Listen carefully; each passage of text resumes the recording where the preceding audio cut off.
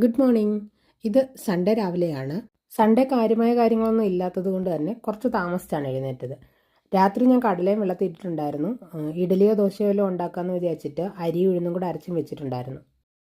ഇഡലിയോ ദോശയോ എന്ന് പറയാൻ കാര്യം, മാവ് നല്ല പെർഫെക്റ്റ് ആയിട്ട് വരുവാണെങ്കിൽ മാത്രമേ ഇഡലി ഉണ്ടാക്കുകയുള്ളൂ. ചില ദിവസം ഇഡലിക്ക് അരച്ച് വെച്ച് ശരിയാവത്തതേ ഇല്ല. ഇന്നെന്തായാലും പെർഫെക്റ്റ് ആയിട്ട് വന്നിട്ടുണ്ടായിരുന്നു. അപ്പോൾ ഫുഡൊക്കെ കഴിച്ച് കഴിഞ്ഞപ്പോൾ തന്നെ ഒരു 11 മണിയൊക്കെ ആയി. നേരെ ടൗണിൽ പോകേണ്ട 1-2 ആവശ്യങ്ങളൊക്കെ ഉണ്ടായിരുന്നു. അത് കഴിഞ്ഞിട്ട് നേരെ ലുലുവിലോട്ട് പോയി. അവിടെ നിന്ന് ഇതുവരെ ഫുഡ് വാങ്ങിച്ചിട്ടില്ലായിരുന്നു. ലുലുവിൽ കയറിയിട്ട് തമ്പുരിനും ബ്രോസ്റ്റഡ് ചിക്കൻ വേണമെന്ന് പറഞ്ഞിട്ട് അത് വാങ്ങി. അപ്പം ഞങ്ങൾ വിചാരിച്ച് പിന്നെ ഫുഡും കൂടെ ഒന്ന് നോക്കാം, എങ്ങനെയുണ്ടെന്ന് അറിയത്തില്ല, ഇതുവരെ വാങ്ങിയിട്ടില്ല.